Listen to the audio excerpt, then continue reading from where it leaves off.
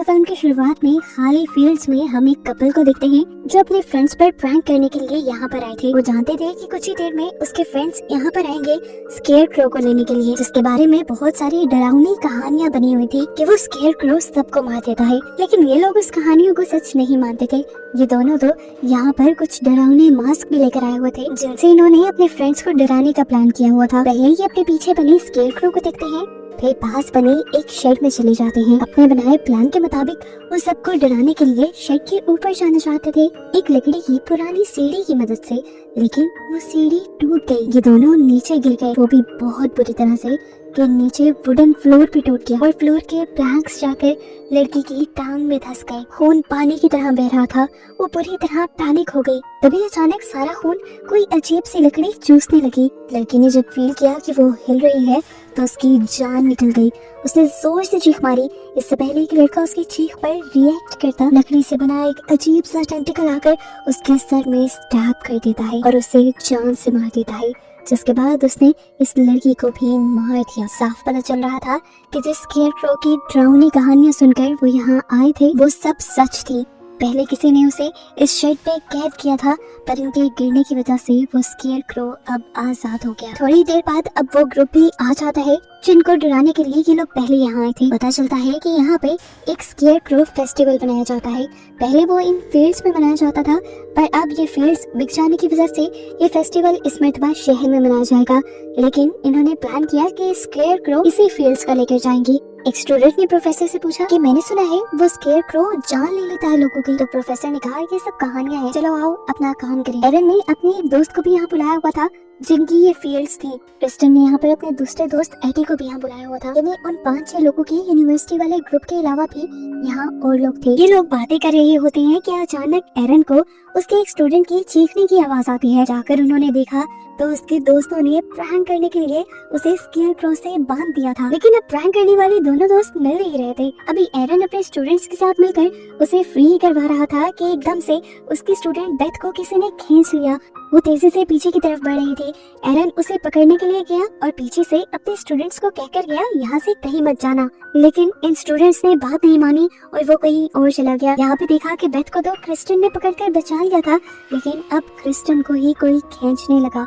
एरन ने क्रिस्टन का हाथ पकड़कर उसे बहुत मुश्किलों से बचाया और भागकर ये लोग स्केयर क्रो के पास आए जहाँ पर बाकी लोग थे। यहाँ से केल्विन गायब था।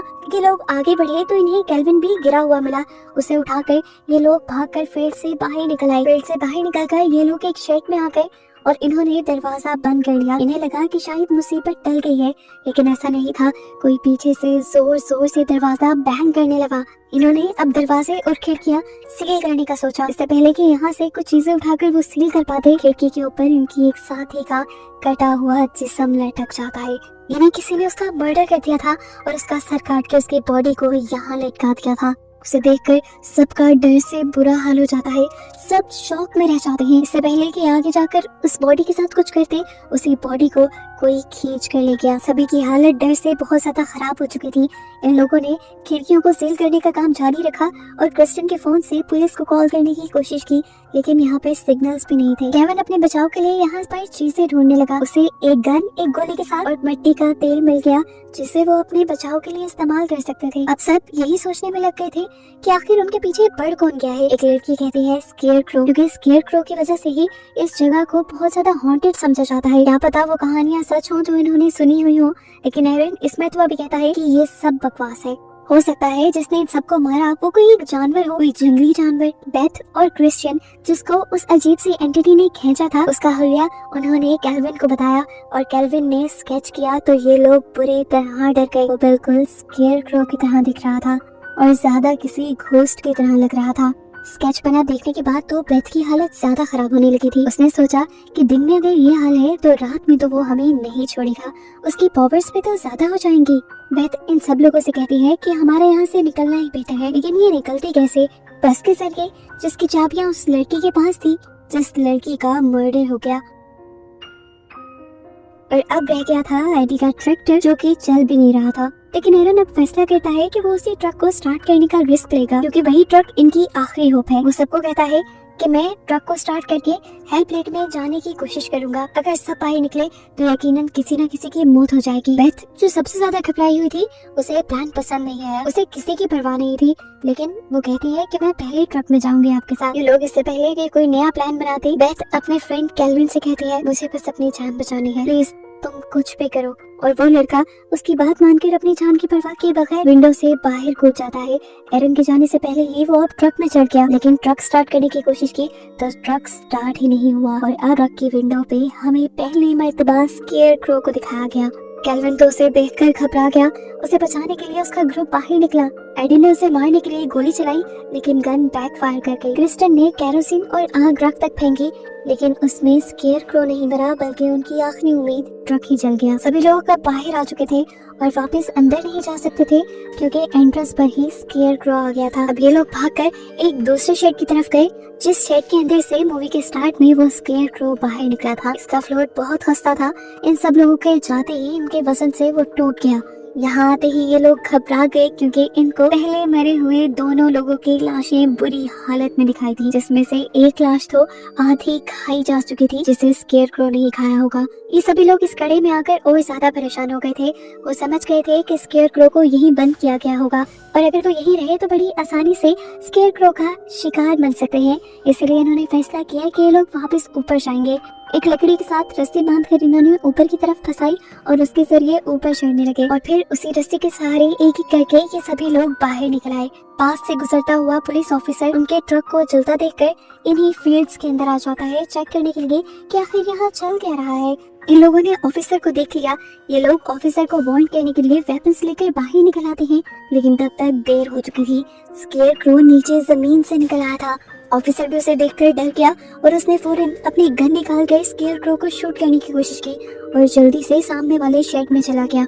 स्केयर क्रो भी उसके पीछे गया और बस फिर ऑफिसर की चीखें ही सुनाई दी। ऑफिसर के मरने का इनको दुख तो था, लेकिन पॉजिटिव चीज ये हुई थी कि वो ऑफिसर कार पे था, जिसकी कार को लेकर ये लोग यहाँ से भाग सकते थे। अब कार की चाबियां ऑफिसर की जेब में हो सकती थी, जिन्हें लेने के लिए ये भी शेड के अंदर आ जाते हैं। खैर अंदर जाकर इन्होंने ऑफिसर की जेब से चाबी तो ले ली, लेकिन पीछे से दीवार को क्रॉस करते हुए स्केयर क्रो ने क्रिस्टन के मुंह को जकड़ लिया। उसके लकड़ी जैसे टेंटिकल उसके पूरे मुंह पे थे। क्रिस्टन को बचाने के लिए एक लड़का अपनी शॉटगन लेकर यहाँ आया और उसने धड़ाधड़ स्केयर क्रो पर गोलियां चला दी, ये जाने बगैर कि इन गोलियों से उसका कुछ बिगड़ने वाला नहीं था। उल्टा बस इस लड़के ने स्केयर क्रो के गुस्से को ललकार दिया था और स्केयर क्रो ने अब उसे ही जान से मार डाला। अब अपनी जान बचाते हुए ये 5 बचे हुए लोग जाकर कार में बैठ गए और उन्होंने यहाँ से निकलने की कोशिश की, लेकिन स्केयर क्रो अब इनकी कार के सामने आ गया। एडी ने होशियारी दिखाने की कोशिश की और इस स्केयर क्रो को अपनी कार के नीचे कुचलने का फैसला किया, लेकिन जैसा ही ऐसे किया तो स्केयर क्रो ने इनकी गाड़ी साइड पे कर दी और गाड़ी इनकी दरख्त से टकराकर खराब हो गई। इनका फ्यूल टैंक भी अब लीक होने लगा था। एडी जो ड्राइव कर रहा था उसकी हालत बहुत खराब थी, उसे बुरी चोट आई थी। क्रिस्टन अपनी शर्ट उतार कर देती है उसका ब्लड रोकने के लिए और एरन उसकी शर्ट से एडी को पट्टी बांध देता है। इन्हें अभी भी कहीं न कहीं लग रहा था कि इन्होंने स्केयर क्रो को मार दिया, लेकिन ऐसा नहीं था। अचानक से स्केयर क्रो ने आकर पीछे से क्रिस्टन को पकड़ लिया। अगर इन्हें स्केयर क्रो से बचना था तो इस कार से निकलकर भागना था, लेकिन एडी कैसे भागता? एडी तो जख्मी था। अब उसने अपने आप की कुर्बानी देकर सबको बचाने का फैसला किया। एडी ने अपने आप को कार से नीचे धकेल दिया और एकदम से स्केयर क्रो को पकड़कर वो कार के नीचे आकर उसने अपना लाइटर चला लिया। वहाँ पे पेट्रोल पहले ही लीक था। कार के साथ साथ एडी भी ब्लास्ट हो गया, लेकिन स्केयर क्रो मरा या नहीं ये कोई नहीं जानता था। इनमें से बेथ तो कुछ ज्यादा ही डरी हुई थी। भागकर पीछे देखे बगैर वो आगे आ गई। उसने ये भी नहीं देखा कि उसके साथ ही आ भी रही है कि नहीं। थोड़ी ही देर में एरन भी बाकी लोगों को लेकर वहां तक पहुंचा जहां पर बेथ थी। ये एक घर था। इन्होंने मदद मांगने के लिए दरवाजा नॉक किया, लेकिन कोई रिस्पॉन्स नहीं मिला। अंदर एक फोन भी नजर आ रहा था जिससे ये लोग मदद बुला भी सकते थे, इसीलिए क्रिस्टन ने दरवाजा तोड़ा और ये लोग अंदर आ गए। घर के दरवाजा तोड़ने की आवाज से घर का ओनर भागकर गन उठा रहा है। वो इन्हें चोर समझ रहा था, लेकिन इन्होंने अपनी सारी कंडीशन बताई कि वो लोग तो यहाँ करीबी फील्ड से बच बचा कर पहुँचे हैं। क्रिस्टन इस आदमी को बताती भी है कि वो फील्ड्स उसी की है। क्रिस्टन जब अपने डैड का नाम बताती है तो यह आदमी उसे पहचान भी लेता है। क्रिस्टन ने उस बूढ़े आदमी को बताया कि अजीब सी कोई शैतानी चीज हमारे पीछे पड़ गई है, उसने हमारे कई साथियों को मार दिया है और वो अब हमारे पीछे है। बस इतना कहना था कि वो ओल्ड मैन सब समझ गया और उसने बताया कि वो सबके पीछे नहीं, बस तुम्हारे पीछे है क्रिस्टन। वो तुम्हें मारना चाहते हैं, क्योंकि आज से 100 सालों पहले तुम्हारी फैमिली ने उस स्केयर क्रो को कैद कर दिया था और इसी चीज का बदला वो अब तुमसे लेगा। और तुम्हारी फैमिली ने ऐसा इसलिए किया था क्योंकि वो तुम्हारी फैमिली को मार रहा था, और वो 100 सालों पहले कहाँ से आया था ये तो कोई भी नहीं जानता। बस मैं इतना जानता हूँ कि उस स्केयर क्रो को मारने के लिए हर तरीका ट्राई किया गया था, लेकिन कोई भी तरीका उसको मार नहीं पाया, इसलिए तुम्हारी फैमिली ने उसे अपने शर्ट के अंदर कैद कर दिया। अब वो आजाद कैसे हुआ ये तो इन लोगों को भी नहीं पता था। यहाँ पे बताता है कि हर साल यहाँ पर वो फेस्टिवल भी इसीलिए मनाया जाता है कि कोई स्केयर क्रो के बारे में भूले मत। उसकी डरावनी कहानियाँ उस फेस्टिवल में इसीलिए सुनाई जाती है कि सारे पहले से पहले अलर्ट रहे। लेकिन समझ में नहीं आ रही थी कि 100 साल बाद ये स्केयर क्रो छूट कहाँ से गया था। फिलहाल ये आदमी मदद बुलाने के लिए पुलिस को कॉल करने की कोशिश करता है, लेकिन देखा उसने कि फोन पे डेड है। अब तो इस ओल्ड मैन के घर के बाहर भी कुत्ते भौंकने लगे थे, इस तरह के जैसे उन्होंने कुछ बहुत ही भयानक देख लिया हो। ये ओल्ड मैन उन्हें देखने के लिए बाहर जाता है और जाने से पहले पूरे ग्रुप को कहकर जाता है जो भी क्रिस्टियन के साथ रहेगा वो मारा जाएगा। ये कहते ही वो बाहर चला गया। वो तो अपने डॉग्स को रिलैक्स करने गया था, पर क्या पता था बाहर जाते ही उसको उसकी मौत मिल जाएगी। सभी इनके नीचे से अपना टेंटिकल निकाल कर स्केयर क्रो ने इसको भी मार डाला। इस आदमी की मौत से भी ये लोग डर गए। बेथ इस ओल्ड मैन की मौत से और भी ज्यादा घबरा गई। सबसे ज्यादा डरपोक शायद ही वो सबसे कहती है कि हम क्रिश्चियन को उस स्केयर क्रो के हवाले कर देते हैं, इससे हमारी जान बचाएगी। लेकिन पूरे ग्रुप ने ऐसा करने से मना कर दिया, तो बेथ ने खुद ही चाकू उठाया और बाहर चली गई। ये सब लोग अपनी जान बचाने के लिए ओल्ड मैन के ट्रैक्टर के जरिए यहाँ से भागने का प्लान करते हैं, लेकिन तभी उन्हें बेथ के चिल्लाने की आवाज आती है। उसकी मदद करने के लिए जब वो बाहर गए तो पता चला कि बेथ सिर्फ ड्रामा कर रही थी। उसने क्रिस्टियन को बाहर बुलाना था और बाहर बुलाते ही उसने क्रिस्टियन के गले पे चाकू रख दिया। उसने धमकी दी कि अगर किसी ने भी मेरे प्लान के अंदर आने की कोशिश की या क्रिस्टियन को बचाने की कोशिश की तो मैं क्रिस्टियन को ही मार डालूंगी। ये कहकर उसने स्केयर क्रो को बुला लिया और स्केयर क्रो भी जैसे एक आवाज पे ही यहाँ आ गया। एरन ने क्रिस्टियन की जान बचाने के लिए एक रस्सी उठाई और उसका एक फंदा बनाते हुए स्केयर क्रो के टेंटिकल में डाल दिया और फिर उस रस्सी को थ्रेशर मशीन के साथ अटैच कर दिया। थ्रेशर मशीन ने जब रस्सी के साथ स्केयर क्रो को खींचा तो स्केयर क्रो एकदम से क्रिस्टियन से तो दूर हो गया, लेकिन उसने जाते जाते बेथ का पांव पकड़ लिया। तेजी से मशीन ने स्केयर क्रो के साथ साथ बेथ को भी क्रश कर डाला, जिसके बाद स्केयर क्रो तो नहीं मरा लेकिन बेथ का कीमा बन गया। अब इन तीनों को जान बचाकर यहाँ से निकलना था। एरन को वहाँ पे एक बाइक नजर आई जिसे वो और क्रिस्टियन देखने लगे। अभी वो इसकी इंस्पेक्शन ही कर रहे थे कि अचानक से स्केयर क्रो ने आकर पीछे बचे हुए मारिया के टांग में स्टैब कर दिया। उसकी चिल्लाने की आवाज से ये दोनों उसके करीब आए और स्केयर क्रो की टेंटिकल को उसकी टांग से निकालकर उसे दूर फेंक दिया। अपनी जान बचाने के लिए वो कितना भी भागते, स्केयर क्रो उनके बहुत करीब था और उनसे कई ज्यादा तेज भी था। अब क्रिस्टियन जो ये बात जानती थी कि असल में स्केयर क्रो उसके पीछे है, उसके जहन में एक प्लान आता है स्केयर क्रो को डिस्ट्रैक्ट करने का। वो जल्दी से केटल फॉर्म के अंदर जाती है और अपने हाथ पे बड़ा सा कट लगाकर अपने खून को सारी केटल्स के ऊपर लगाकर उन सबको फ्री कर देती है। केटल्स जैसे ही भागी तो उनके जिस्म पे लगे क्रिस्टियन के खून की बू भी फैल गई और ऐसे स्केयर क्रो उनके पीछे पड़ गया। इसी डिस्ट्रैक्शन के दौरान इन तीनों को मौका मिल गया यहाँ से भागने का। भागते भागते सुबह भी हो गई थी। एरन मारिया को अपनी पीठ पे लिए भाग रहा था। अभी नहीं लग रहा था कि ये लोग बच गए हैं, लेकिन ऐसा नहीं था। एकदम से इस टाइम भी उनके पीछे स्केयर क्रो आ जाता है और पीछे से ही मारिया के जिस्म में स्टैब कर देता है, जिससे मारिया वहीं पर मर जाती है और एरन जख्मी हो जाता है। अभी स्केयर क्रो मारिया को खाने में बिजी था कि एरन और क्रिस्टियन आगे की तरफ भाग गए। भागते भागते उन्हें एक क्रूज दिखा।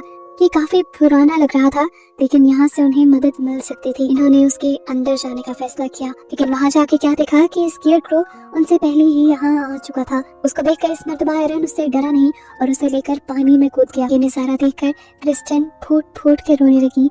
उसे लगा था कि उसका दोस्त भी मारा गया, लेकिन अगले ही पल उसने देखा कि एरन तैरकर वापस क्रूज के अंदर आ गया था। उसे लगा कि अब फाइनली स्केयर क्रो से उसकी जान छूट गई, लेकिन अभी भी ये उसका वहम ही था, क्योंकि स्केयर क्रो ने पीछे से ही अपना टेंटिकल निकालकर एरन की बैक में स्टैब करते हुए उसे मार डाला। और अब बस बची थी क्रिस्टियन। क्रिस्टियन अब गुस्से से आग बगोला हो चुकी थी। उसे और नहीं सही जा रही थी ये सारी चीजें। इतने मर्डर जो स्केयर क्रो कर चुका था, वो अब एक चाल चलती है। एक कुल्हाड़ी लेते हुए वो क्रूज के नीचे चली जाती है। स्केयर क्रो भी उसका पीछा करते हुए नीचे आया तो क्रिस्टियन फौरन ही आग लगाकर ऊपर की तरफ आ गई और उसने नीचे का रास्ता ही बंद कर दिया। उसने स्केयर क्रो को बंद कर दिया जिस तरह उसकी फैमिली ने किया था। उसकी फैमिली ने तो बस स्केयर क्रो को बंद ही किया था, इसने तो स्केयर क्रो के साथ साथ पूरे क्रूज को ही आग लगा दी और खुद बाहर आ गई। फाइनली वो अपनी जान बचाने में कामयाब हो गई थी, लेकिन ना जाने स्केयर क्रो मरा भी था या नहीं। इसी मिस्ट्री के साथ ये कहानी यहाँ खत्म हो जाती है।